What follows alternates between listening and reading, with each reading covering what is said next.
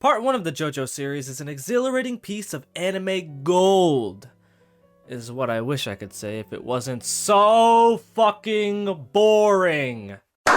Part 1 follows Jonathan Joestar, who is living a peaceful rich boy life in the late 1800s in England when suddenly his life turns into an anime Drake and Josh where he gets a stepbro out of nowhere.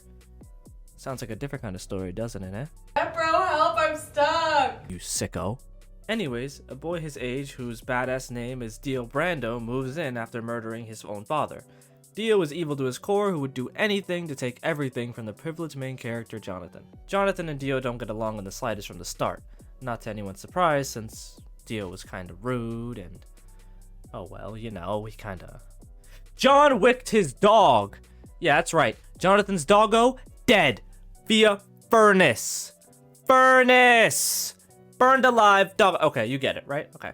That's one way to kick off the series. Dio and Jonathan throw hands a couple times, blah blah blah. Jonathan goes white knight. Dio has a casual sexual assault moment with Jonathan's woman, blah blah blah. Dio and Jonathan throw hands again. Stone mask? Time skip!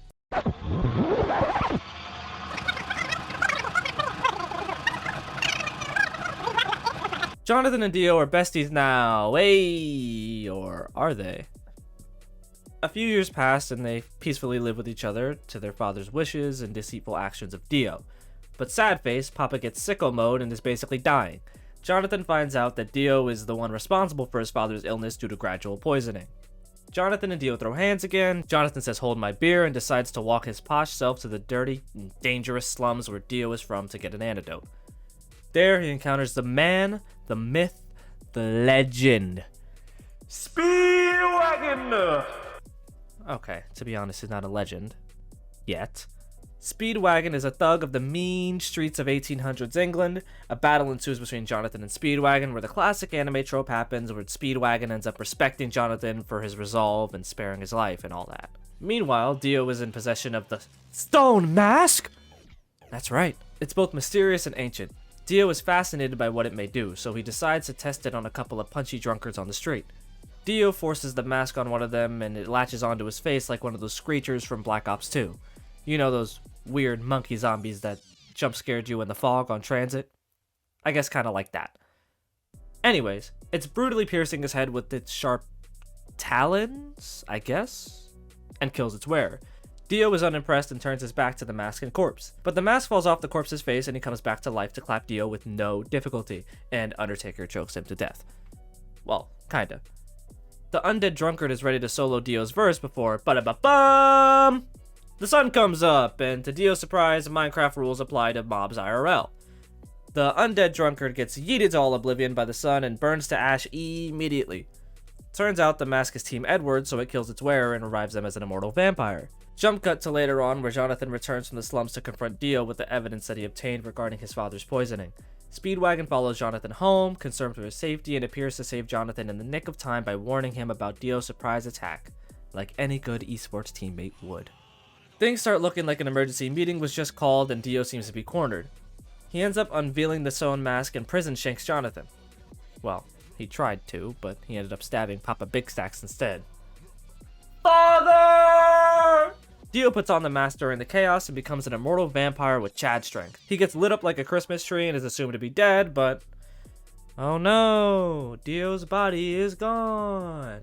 Dio thinks he's a Mortal Kombat character and pulls off fatalities left and right. Jonathan goes big brain and attempts to burn Dio to death and lights the house on fire while fighting him. Jonathan basically says 1v1 me bro, quickscopes only, Dio holds the L, and all is well. Right? Right? Maybe? Jojo reunites with Bae and meets a man by the name of Will A. Zappelli, who possesses a strange power. Zappelli punches Jojo in the diaphragm and teaches Jojo how to breathe? And now he's got like this Nen chakra control or some shit. Jojo learns he must find and destroy the stone mask to prevent anyone from using it for their own power, like Dio. He also learns that Dio still walks free and well. Jojo becomes the pupil of Zappelli to learn Hamon, a natural energy channeled through a breathing technique created through the flow of one's blood.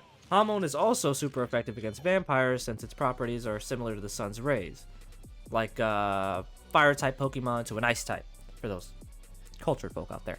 Jojo and the group encounter a boy named Poco, who stole from them and led them to a graveyard where, oh my god, it's Dio! Dio controls the dead as zombie henchmen to attack Dio. Jojo takes a page out of Naruto's book and wins via talk no jutsu against one opponent, but the other gets him caught in a questionable trap that somewhat looks like an extreme BDSM dungeon with extra steps. Kinda weird. The gang comes to the rescue and tries their best to jump the big boy, but gets absolutely donkey stomped, to be honest with you. Zeppeli sacrifices himself to help Jojo and gives him all the Hamon he possesses. R.I.P. We pan over to Dio in his castle in time for a lovely pair of deaths, both a mother and a baby, and the baby gets eaten by the mother. Wow. I don't remember seeing this the first time through. We pan back to the gang where they encounter Dyer, Straizo, and Master Tonepetty.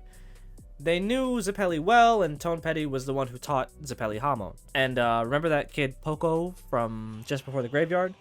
Well, his sister is trapped in Dio's castle Super Mario style, so of course Jojo goes and breaks into Dio's crib with the homies. Dio kills Dyer with low difficulty.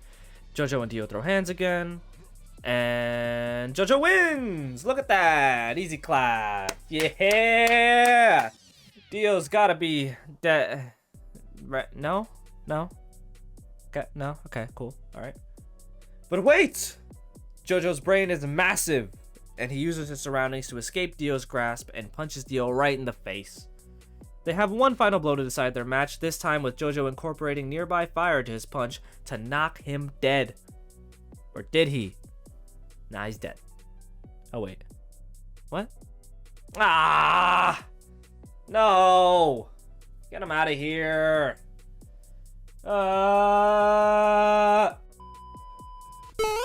Shortly after, Jonathan marries Arena.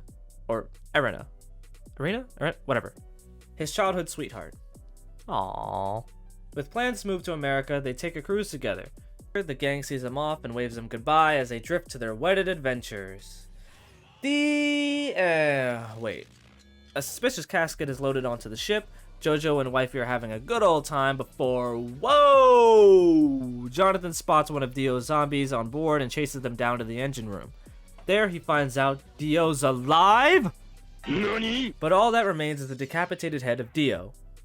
Dio, in his bodiless state, shares his plans of taking Jonathan's body as his own to resume his plans of world domination.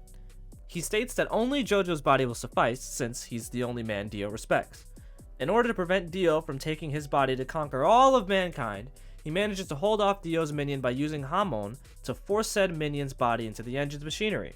This desperate move results in the ship becoming a ticking time bomb due to steam pressure building up and big brain. Jojo says his goodbyes to his wife as he dies slowly, awaiting the ship's destruction. Jojo asks one thing of his wife: to escape with a now orphaned baby who is crying nearby. Dio tries one last attempt in his decapitated state to attach himself to Jojo's body. Jonathan bests Dio once more and decides to spend his final moments holding on to Dio's head as he thought of his undoubted connection with Dio throughout his entire life.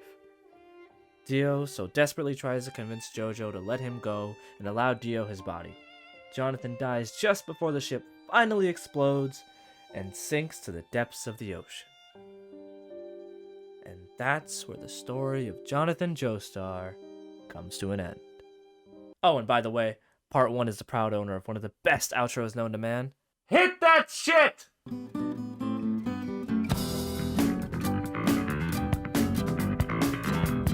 Oh, that's good.